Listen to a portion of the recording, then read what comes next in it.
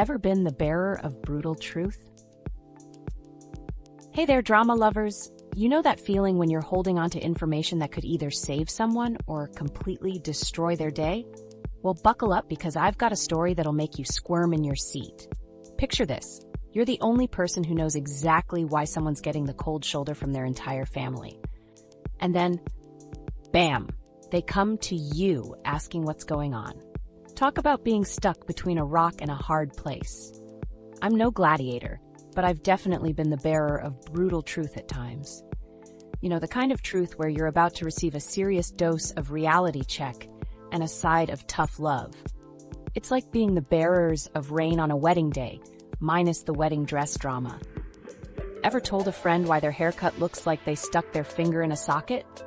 Or how about explaining to a sibling why their amazing dance move will never see the light of day? Yeah, I've been there, done that, and have the scar tissue to prove it. As the keeper of the Bad News Club, I've learned that a dash of humor can make even the most brutal truths a bit more palatable. Like the time I told my friend that their fantasy football team was more fantasy, less football. It was a hard pill to swallow, but we both ended up laughing about it. Well, I laughed. They just pretended to. Being the bearer of brutal truth can be a thankless job, but someone's got to do it. And if I've learned one thing, it's laughter can be the best medicine, even for a reality check overdose. So here's the tea. A few years ago, I met my boyfriend's cousin, let's call him Fred. Now, when I first met him, I got that immediate gut feeling. You know, the one where your internal voice goes, "Oh boy, this is going to be interesting." My boyfriend even warned me, saying, "Yeah, Fred's a lot of fun, but he can be a bit much." Fast forward to last year, and we moved to my boyfriend's hometown. Coincidentally, Fred also moved here for work. At first, it was all sunshine and rainbows. The family was super excited to have this long-lost cousin around, inviting him to everything. And when I say everything, I mean everything. Game nights, Sunday brunches, random Tuesday pizza gatherings, you name it.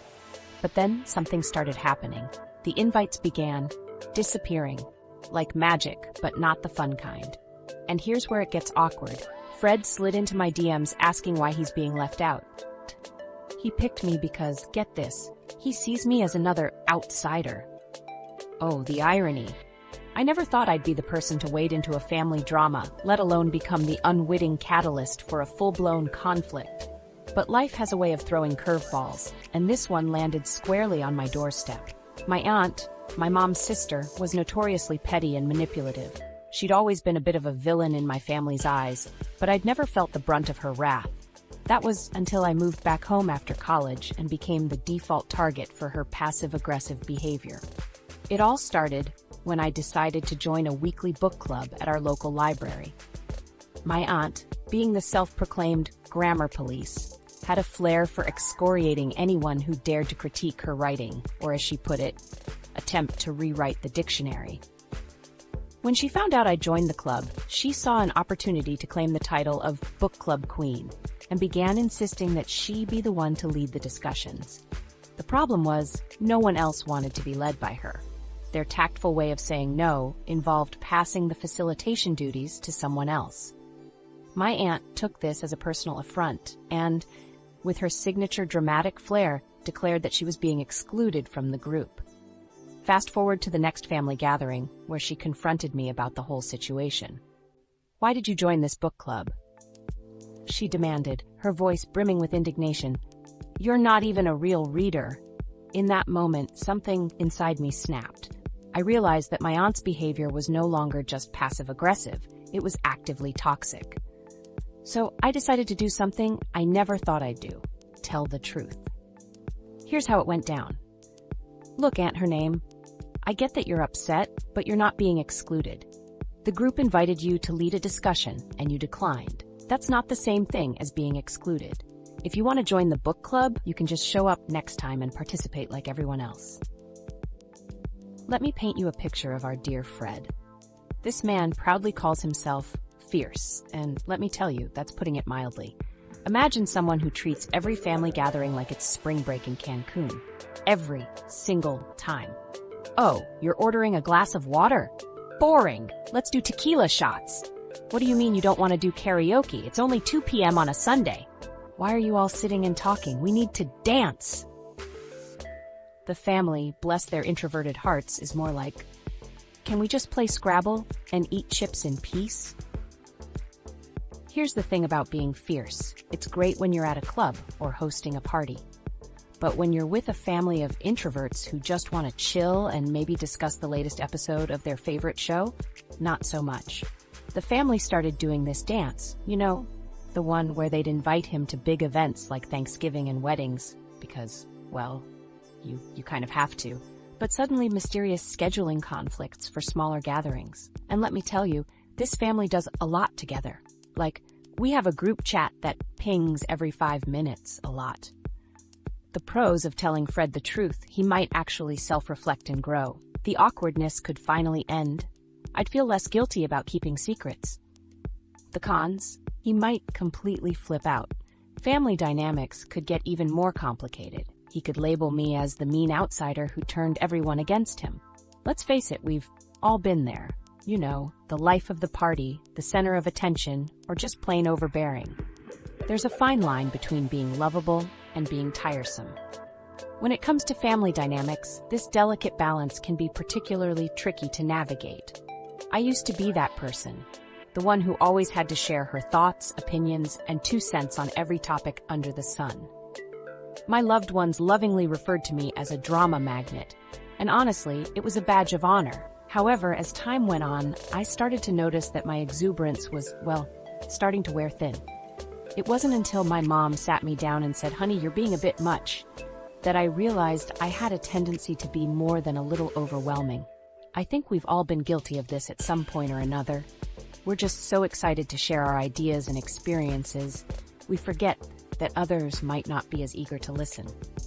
The thing is, being too much isn't always about being the life of the party. It can also be about being persistent, opinionated, or even emotional. It's about recognizing when your enthusiasm has crossed over into exasperation territory. It's funny because sometimes I catch myself thinking, but wait, isn't being enthusiastic and engaged a good thing? And the answer is yes, it absolutely is. However, when it starts to become distracting or upsetting to those around you, it's time to dial it back a notch, or 5. So how do you know when you're being too much? Well, for starters, if your loved ones are frequently using phrases like, "It's okay, sweetie," "We get it," or "Let's talk about this later," it might be time to take a step back and assess your behavior. If you find yourself consistently being the center of attention, or if your enthusiasm is starting to wane, it could be a sign that you need to make some adjustments. It's not about suppressing your personality or stifling your enthusiasm. It's about finding that sweet spot where you're engaged and inspiring, rather than overwhelming or overbearing. Now, I know what you're thinking, but what if I'm just me? What if being too much is just part of who I am? And to that I say, bless your heart. More often than not, being authentic and vulnerable is exactly what the world needs, but in moderation, of course. So if you're guilty of being too much like I was, don't worry. You're certainly not alone. The truth is, it's okay to be exuberant, but it's also okay to take a step back and regroup. Remember, it's all about finding that delicate balance between being engaging and being tolerable. So what did I decide to do? Well, after careful consideration and maybe a glass of wine or two, I decided to be honest with Fred. But here's the twist. I approached it from a place of caring rather than criticism. I told him that sometimes his energy can be overwhelming for people who prefer quieter gatherings, and that finding a balance between being yourself and reading the room is key. Did it go perfectly? Let's just say there's probably another video coming about that conversation. Now I want to hear from you. Drop a comment below if you've ever dealt with someone who was too much for your family. How did you handle it? Did you tell them the truth or keep the peace? Don't forget to smash that subscribe button if you want more stories about navigating family drama and moral dilemmas. Trust me, with this family there's plenty more where that came from. And if you're dealing with similar family situations, check out my video on how to deal with toxic family members, link in the description below.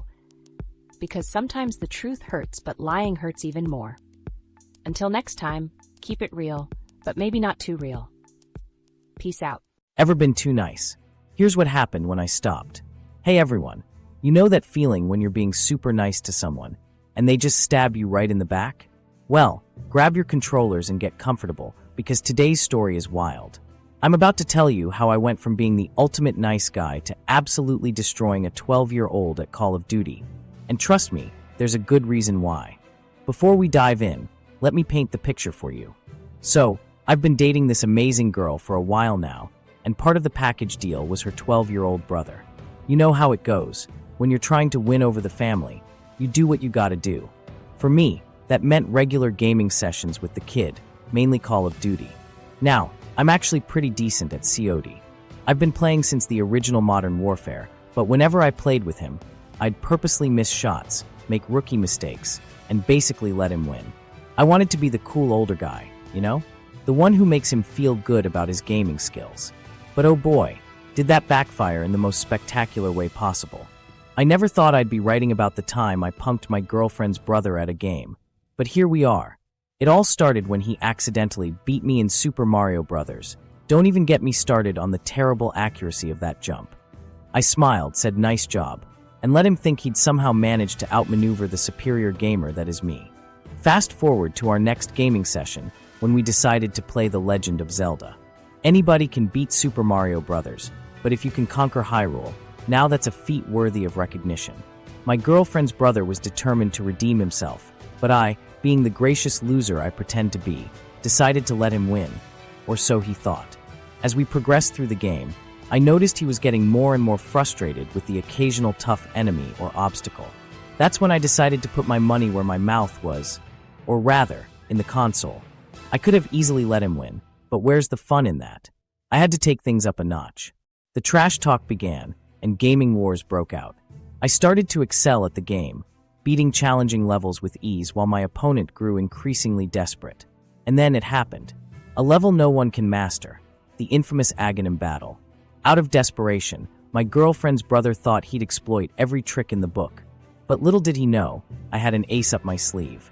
Skill, which I pretended I wasn't using, and gaming charm, aka. I love manipulating others, played out in the most beautiful way possible. With every completion, the trash talk turned louder, and in a finale that still echoes in the corridors of the gaming world, I beat my girlfriend's brother at his own game. Tears of defeat were shed, and I didn't really gloat much. But in hindsight, who wouldn't be thrilled about outsmarting someone you're stuck playing games with? Perhaps stuck is a bit harsh. It's all in good fun until someone loses miserably. For months, I was the ultimate gaming buddy. I'd visit my girlfriend's house, and every single time, we'd play a few rounds of Call of Duty or whatever game she kids wanted to play. I'd act impressed when he got kills, hype him up when he won, and basically just tried to be the ultimate nice guy. I even bought him some COD points for his birthday. Yeah, that's right, I'm a shining example of a good boyfriend. But the thing was, I wasn't lying about it. I genuinely loved playing games with him, and I loved seeing the joy on his face when he finally beat that one level he'd been stuck on for weeks. I thought I was being a cool, older guy, teaching him the ropes, and making him feel like he was part of the in-crowd, aka me and my gaming skills. We had some epic gaming moments together. Montages would be a great way to show them off. If someone had told me then that I'd be writing about this someday, and the reason I was doing it was because we got into a gaming war, that's still hard to believe. Let's be real, being the ultimate nice guy has its perks. You get respect, sometimes free gifts, and an all-around good reputation, especially among the kids. Who wouldn't want that? So, I'm walking into the kitchen, or maybe it's the living room, who cares, right? When I hear some suspicious chatter, I sneak a listen, and my blood starts to boil. I mean, I'm the nice guy here, the one who lets the kid win, buys him gifts, and plays games with him for hours on end just to see a smile on his face. And what does he do? He takes all that and decides to diss me to his friends. I'm not even talking about just regular old trash talk. We're talking about full-on, dirty name calling. I mean, I've heard some harsh words before, but mentally disabled for not being a pro gamer? Maybe I am disabled, but only when it comes to not beating the kid at Call of Duty. But here's the thing, he takes it to a whole new level. He starts bashing not only my gaming skills, but also my girlfriend, the lovely woman who's been putting up with our little gaming sessions and all. I mean, I get that I'm not the most tech-savvy guy, and COD can be a mean game, But when you bring your sister into it, that's when things get personal. That's like me making fun of her cooking skills or her cute cat memes on the internet. Just not cool, kid. Now, I could have just chatted about this with my girlfriend, maybe had a grown-up conversation about boundaries and what's acceptable. But nope, not me. I had to take the high road, or rather, the gaming road. I storm into the room, if you can call it a storm. It was more like a quietly confident stride, and say, "Hey buddy, you want to play some COD?" Little did he know what was coming. That's when something in me snapped. You can make fun of my gaming skills all day long, but bringing my girlfriend into it? That crossed a line. So I walked in there, all casual, and said, "Hey buddy, want to play some Call of Duty?" The way his friends were snickering in the background. They thought they were about to witness another comedy show. Let me tell you something. There's nothing quite like the feeling of unleashing your full gaming potential after months of holding back. Every headshot, every perfect grenade throw, every tactical move I'd been suppressing, I let it all out. You know that feeling when you've been holding back a giant, steamrolling, atomic fart-sized secret just dying to be unleashed? Well, that was me, storming into the living room and proclaiming, "Hey buddy, want to play some Call of Duty?" My girlfriend's brother, now nicknamed Brother Dearest, thought he was in for another cakewalk. Another easy ride where I, the benevolent gaming master, would gift him with a comfy victory. Little did he know, I had been quietly seething in the depths of my soul, plotting my revenge with the passion of a scorned gamer. You see, my girlfriend's brother had crossed a line. We're not just talking about your run-of-the-mill trash talk. We're talking about dirty, underhanded, brother eating my lunch type insults. His insults were so egregious, so flagrantly uncalled for, that I was taken aback, reeling from the sheer audacity. The setup was ready, the stage was set, and the audience was waiting with bated breath. My gaming settings were expertly prepped. I could have fitted a decent-sized hamster in that room without hitting my controller. It was about to get ugly. We're talking game on, child. The war drums were beating, and it was just a matter of time before I unleashed the beast. I called out his name, Brother Dearest, again, like the gauntlet had been thrown, and the look on his face was poetry in motion. All those hours of playing nice, of building up his confidence, it was all about to come crashing down like a virtual metropolis shot to pieces by a ragtag team of pixelated vigilantes. But little did he know, this was my moment, the minute I'd been waiting for. No mercy, no regret. I was in for the win. No holds barred, no game on, just pure, unadulterated gaming bliss. This was my show now, my bro. With me at the reins, surge music plays. I took a deep breath, adjusted my virtual glasses, cracked my knuckles. I had to, trust me on this one. Squared off against Brother Dearest, our consoles ready for total digital showdown. What a sweet, sweet victory. I mean, who needs a trophy or a nice pair of socks when you can walk away with a 30-2 score and a kid who's on the verge of tears? As I looked at the scoreboard, I couldn't help but feel a sense of pride, like I'd just won a championship or something. Before I could even say good game, he threw his controller down and stormed off to his room, on the verge of tears.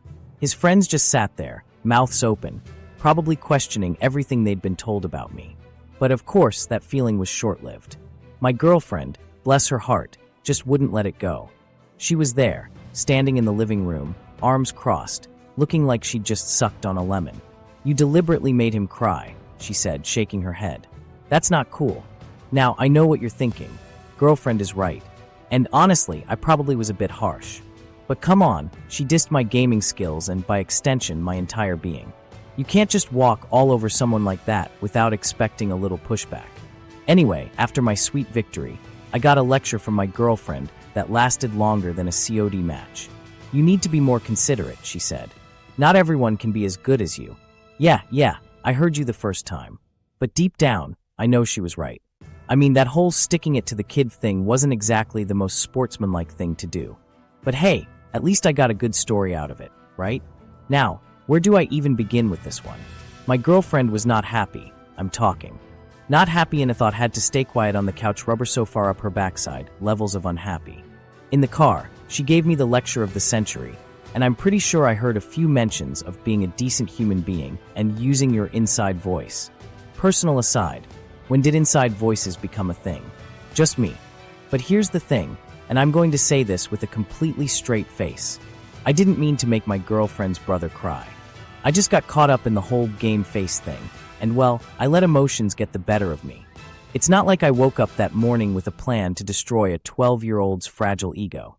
However, as my girlfriend pointed out, and she was 100% right, being a kid doesn't give you a free pass to disrespect people. It's like I always say, if you're gonna trash talk someone's gaming skills, be prepared for a beatdown. The thing is, I've been in the girlfriend's brother's shoes before. I mean, who hasn't had someone trash talk them at a game? It's not exactly the most original or sporting thing to do. But what's even worse is when that trash talking turns into insult flinging. I mean, come on, if you can't take a little trash talking, then maybe you shouldn't be playing a game where there's an element of competition, or are you just not very good at it? So, to answer the question that's probably on every single one of your minds, was I wrong for teaching the kid a lesson? The answer to that is maybe, but only if you ask my girlfriend, who's now avoiding me like the plague and making me sleep on the couch. On a more serious note, though, it made me realize that when it comes down to it, being a decent person, or at least a decent gamer, means being able to walk away from a game without taking it too seriously. And that means not letting your emotions get the best of you, unless you're in a frag, first-person shooter game, in which case, please, by all means, let your emotions run wild and get your virtual vengeance. So, what do you think? Was I wrong for teaching this kid a lesson? Should I have just kept letting him win? Drop your thoughts in the comments below. I really want to hear your takes on this one. If you've dealt with similar situations, maybe with siblings, cousins, or just bratty kids in general, share your stories. Trust me, I'll be reading them all. And hey, if you enjoyed this dose of real-life drama mixed with gaming, make sure to hit that subscribe button and turn on those notifications. Next week, I'll be sharing what went down when I had to face his parents. And let me tell you, that's a whole other level of awkward. Check out my previous video about relationship drama right here. It's even crazier than this one, if you can believe it. Remember to like, subscribe, and hit that notification bell. Until next time, keep gaming, and maybe don't let the kids win. Or do. I'm still figuring that one out.